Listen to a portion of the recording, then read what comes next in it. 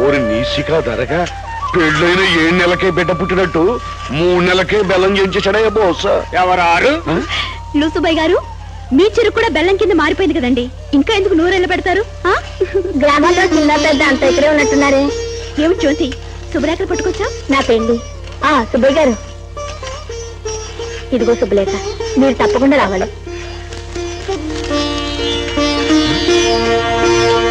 ఇదిగో అమ్మా, ఇదేదో చాలా చిత్రంగా ఉందా? నీ బాబు పేరు నా పేరు ఒకటే.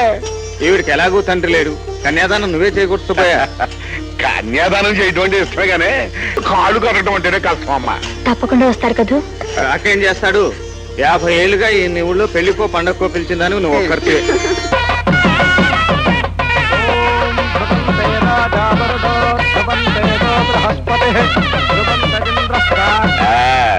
మొత్తానికి పిల్ల పెళ్లి జరిగిపోతున్నాయా? మొత్తం మీద అంటున్నారు. ఈ పిల్ల మీద ఏమైనా రిమార్క్ ఉందా? ఆ రిమార్క్ అంటే మరి రోజు ఇంటి చుట్టూ మా వాళ్ళు ఇప్పించుకుంటాను. అంటే ఈ పిల్ల తిరిగిపోతా? తిరిగిపోతుంటే చెప్తామయ్యా, రేత్రపోడు జరిగే బాగా దేవుడు చూడొచ్చాడయ్యా సాక్ష్యం చెప్పడానికి.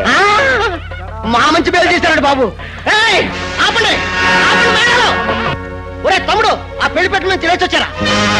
ఈ పిల్ల గుణం మంచిది కాదట, లేచురా.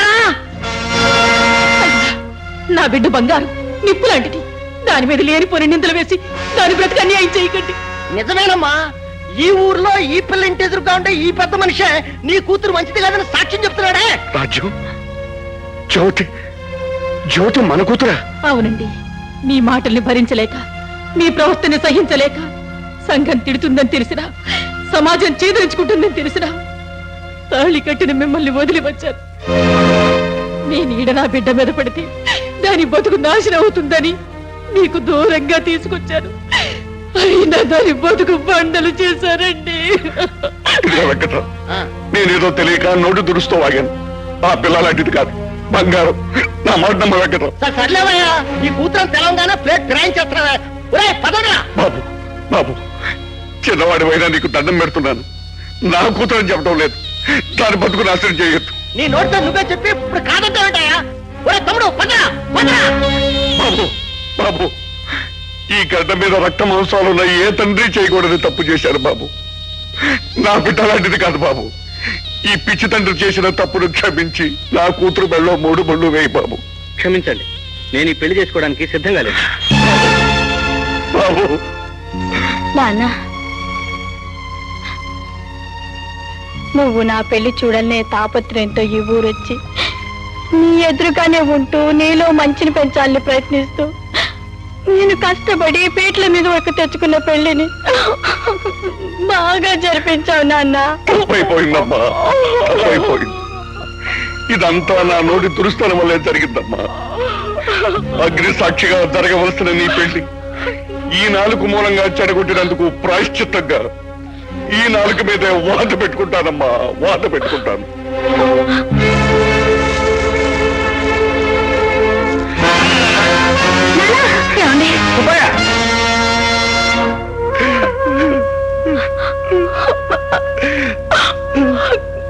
ఒరే తమ్ముడు, నువ్వు పదరా.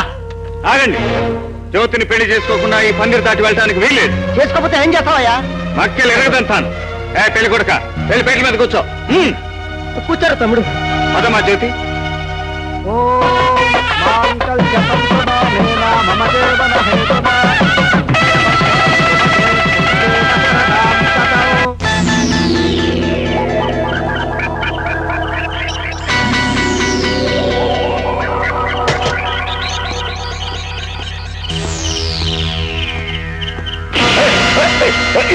పోయేవాడిని చంపితే మహా పాపం రా. అందుకే నిద్ర లేపి మరీ చంపుతున్నా. చంపకపోతే రేపు జరగబోయే ఎంక్వైరీలో మా కొంపల ముందు స్టేట్మెంట్ ఇస్తాం. సత్యవధానం అయిపోతుంది. నన్ను చంపకండి రా.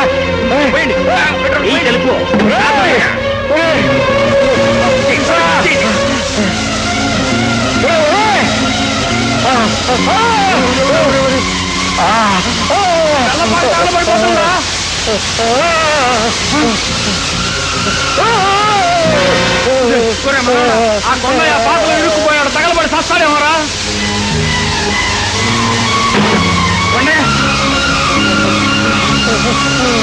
కొండయ్య గారి ఆత్మశాంతి కోసం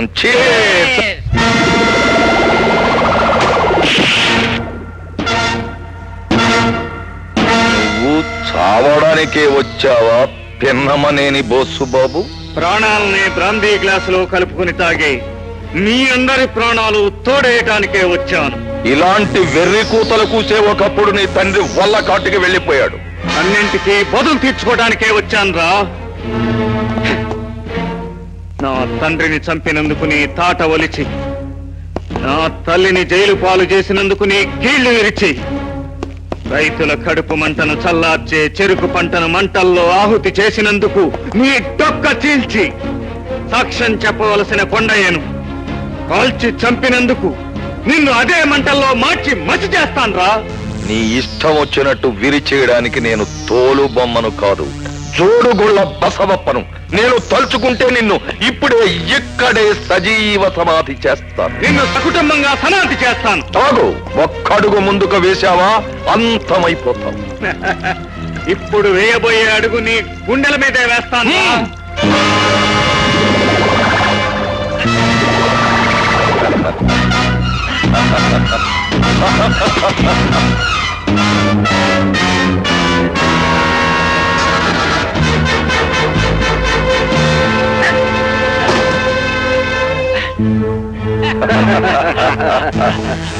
చిరుత పులిలా చిందులు వేసిన చిట్టెలుక ఇప్పుడేమైంది?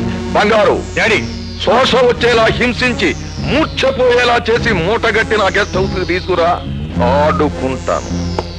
ఎరా, ఆడపిల్ల మీద కన్ను వేశానని నన్ను మురిక్కాలలో పడేస్తావా? తొందరపడి చేయి చేసుకున్నందుకు నీ బాబుకు బదులు నువ్వు తినాల్సి వస్తుంది. ఆ తన్నులు వీడి పొగరు దిగే వరకు కొట్టండి తిని బాబు.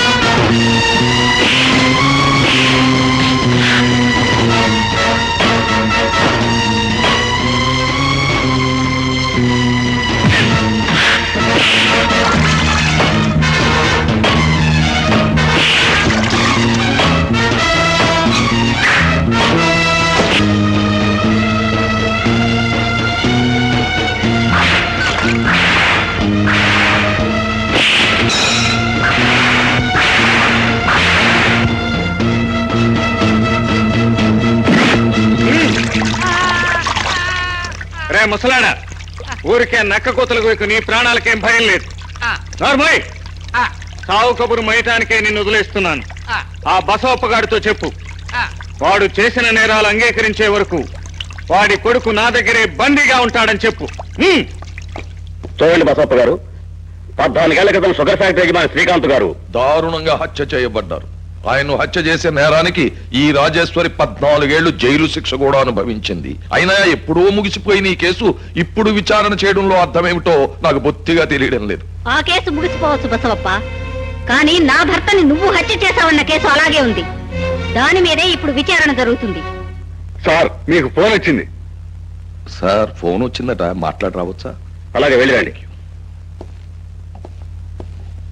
హలో, ఎవరు? బసవప్ప, బోసు బాబా. ఎంక్వైరీలో నా తండ్రిని శ్రీకాంత్ని చంపింది నువ్వేనని ఒప్పుకుని ఎంక్వైరీ ఆఫీసర్ని తీసుకుని సరాసరి జడ్జి గారింటికి రావాలి. రాకపోతే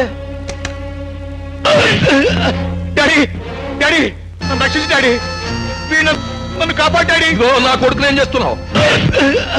డాడీ, డాడీ,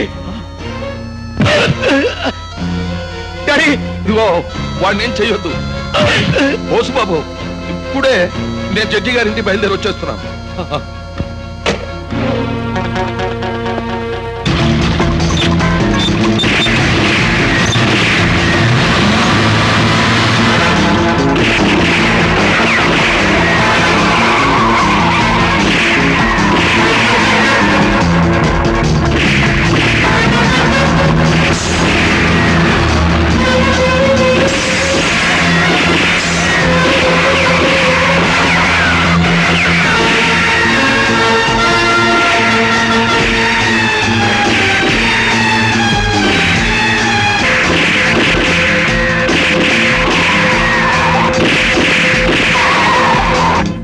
ఎంక్వైరీ ఆఫీసర్తో కలిసి బసవప్ప తన నేరాలు ఒప్పుకోవడానికి వస్తాడని బోసుబాబు చెప్పాడు. నాకు నమ్మకం లేదు సార్.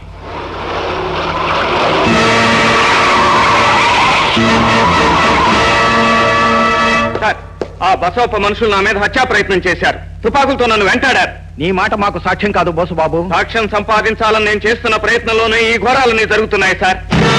ఒక సాక్ష్యం సేకరించడానికి నేను చేసిన ప్రయత్నానికి ఫ్యాక్టరీ మూతబడింది. మరో సాక్ష్యం సంపాదించడానికి నేను చేసిన ప్రయత్నానికి కొండయ్య ప్రాణాలే పోయాయి. ఇప్పుడు మరో సాక్ష్యం సేకరించడానికి నా ప్రాణాలే బలివలసి వస్తోంది. వాళ్ళెందుకు దాడి చేశారు నీ మీద? బసవప్ప చేత నిజం చెప్పించడం కోసం నేను అతని కొడుకును బంధించాను. అది చట్ట ప్రకారం నేరం. ఎందరో నేరస్తులకు మీ చట్టమే గొడుగు పడుతోంది సార్. నేరం నిరూపించడానికి మాత్రమే నేను చట్టాన్ని ఉపయోగించుకుంటున్నాను. అయినా అది క్షమార్హం కాదు. ఎక్కడున్నాడు బసవప్ప కొడుకు? ఇక్కడే ఉన్నాడు.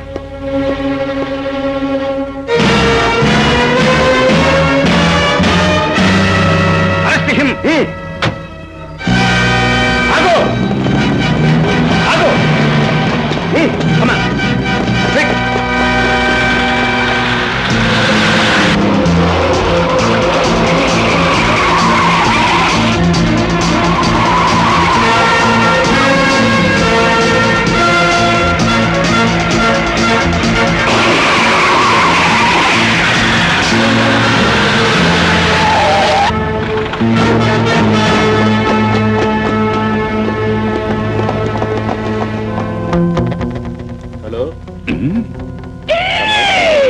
కమానేసే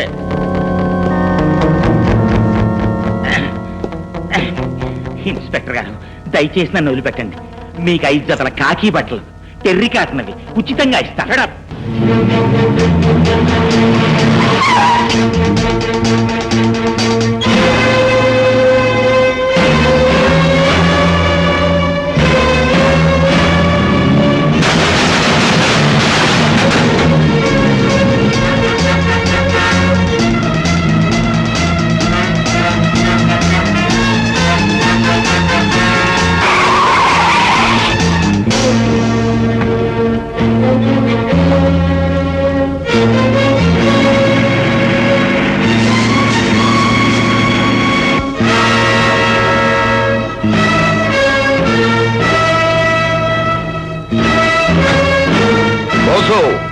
నా కొడుకును మర్యాదగా అప్పగించు. నువ్వు నేరాలన్నీ అంగీకరిస్తే తప్ప నీ కొడుకు నీకు దక్కడం.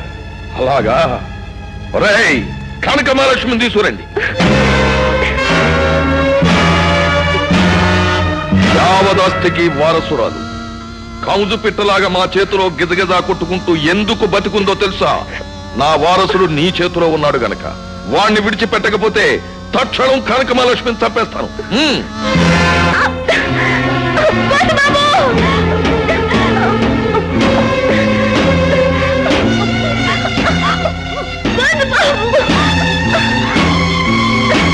అయ్యా, మన బంగారు బాబు మాట్లాడేమిటి?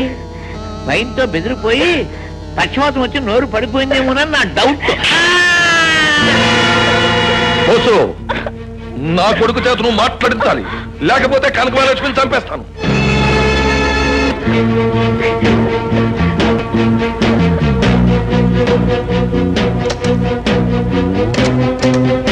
డాడీ, డాడీ, నన్ను రక్షించు డాడీ. వీడు నన్ను చంపేలా ఉన్నాడు. నన్ను కాపాడాడి. బంగారు, అలాగే బోసు, ఓకే, ఒప్పుకుంటున్నాను. నువ్వు కనక మహాలక్ష్మిని ఇటుపక్క పంపించు, నేను నీ కొడుకుని అటుపక్క పంపిస్తాను. అలాగే, నా కొడుకు నేను చెయ్యొద్దు. కనక మహాలక్ష్మిని వదిలిపెట్టేయంట్రా.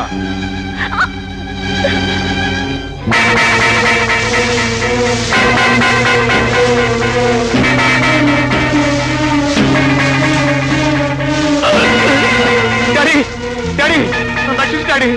వీడు నన్ను చంపేలా ఉన్నాడు. నన్ను కాపాడాడి.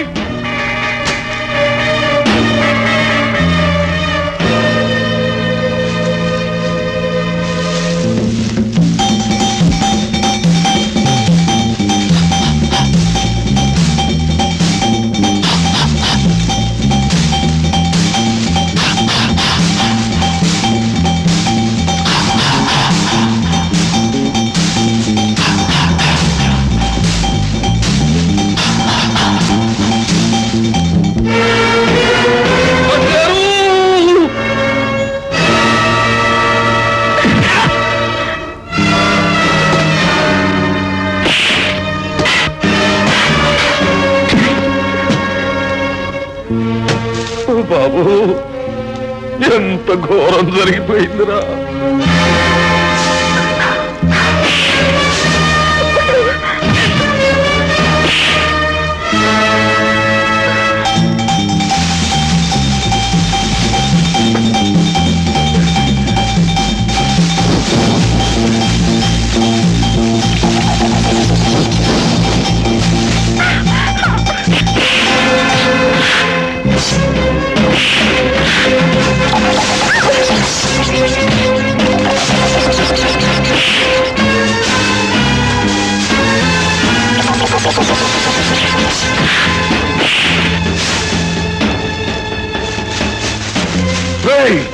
కనకమహాలక్ష్మిని కాల్చి తప్పండి.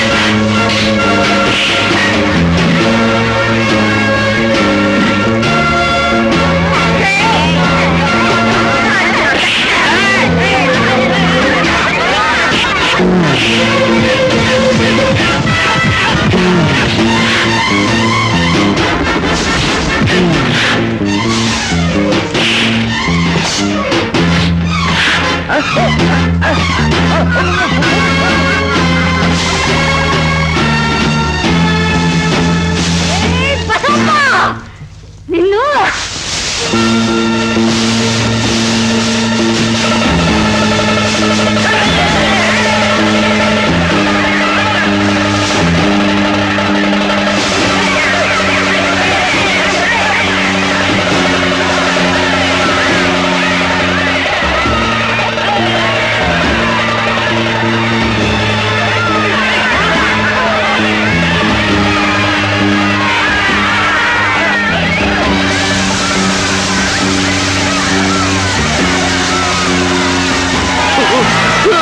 నన్ను రక్షించండి, నన్ను కాపాడండి, ప్లీజ్ నన్ను రక్షించండి, నన్ను కాపాడండి.